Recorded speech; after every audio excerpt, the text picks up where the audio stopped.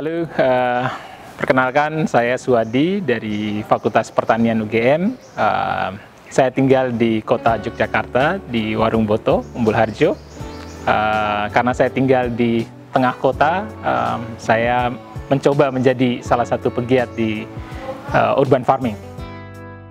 Sejak saya sekolah, waktu saya di Jepang, saya sudah memanfaatkan pekarangan kecil saya untuk memproduksi sayuran yang ya bisa kami nikmati sendiri di rumah. Nah, kegiatan urban farming ini bagi saya kegiatan yang menyenangkan ya, karena juga tidak hanya bisa memproduksi sesuatu yang berguna bagi saya gitu ya dan rumah, tapi juga nampaknya ada kemanfaatan bagi yang lainnya. Saya lihat misalnya serangga menjadi menarik cukup banyak gitu, dan itu rasanya menyenangkan gitu ya. Saya punya pekarangan kira-kira lebarnya 2,5 meter, panjang mungkin sekitar 6,5 meter gitu. Saya gunakan untuk produksi sekarang ya, sudah berkembang cukup jauh. Sekarang itu saya gunakan untuk memproduksi ikan dan sayuran. Sayuran saya produksi di vertikultur dan ikan saya produksi dari kolam terpal, di mana kedua sistem ini gitu, jadi kolam ikan dan vertikulturnya itu tersambung. Yang saya bayangkan, limbah dari ikan itu bisa menjadi hara bagi sayur-sayuran yang saya tanam gitu ya. Nah, sayurannya apa saja?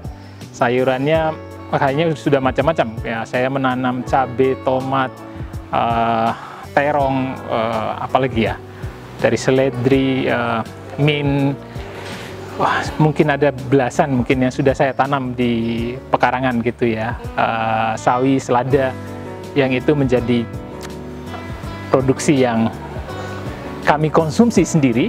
Nah, kebetulan di situasi yang sekarang, kondisi kita yang sedang di pandemi ini, di kampung itu ada aktivitas namanya sedekah cantelan. Nah, sebagian saya sisipkan di situ untuk menjadi bagian dari kontribusi.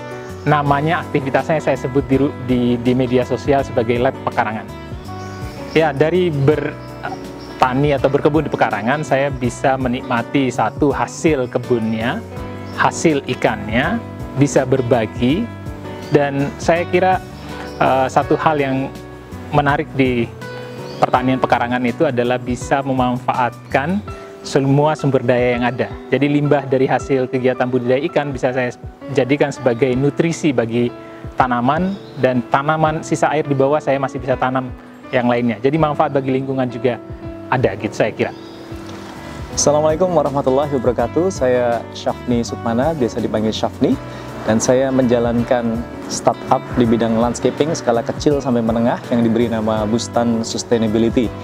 Sebetulnya banyak aspek yang berkaitan dengan urban gardening ini atau urban farming ini, yaitu urban farming jika dikaitkan dengan ketahanan pangan, kemudian urban farming jika dikaitkan dengan kesehatan fisik dan mental, kemudian urban farming jika dikaitkan dengan lingkungan, dan juga mungkin yang tidak terlalu banyak dibahas adalah urban farming yang dikaitkan dengan perspektif agama ya, dalam hal ini Islam. Ya, berkebun itu menyehatkan ya secara fisik maupun mental. Ya, kita tahu bahwa yang kita tanam ini nantinya bisa kita makan gitu ya, jadi bisa menggantikan sebagian dari apa yang harus kita beli dari pasar atau dari warung, sehingga bisa lebih menjamin bahwa kebutuhan pangan kita tercukupi ya, terutama di dalam situasi wabah seperti ini.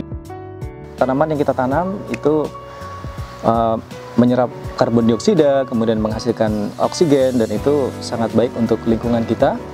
Kemudian beberapa tanaman mungkin punya trait atau sifat atau karakter yang bisa mengundang biodiversitas, seperti misalnya beberapa jenis serangga, kemudian mikroba tanah atau binatang lainnya, sehingga itu bisa menjamin bahwa spesies yang ada di perkotaan itu terjaga keberagamannya.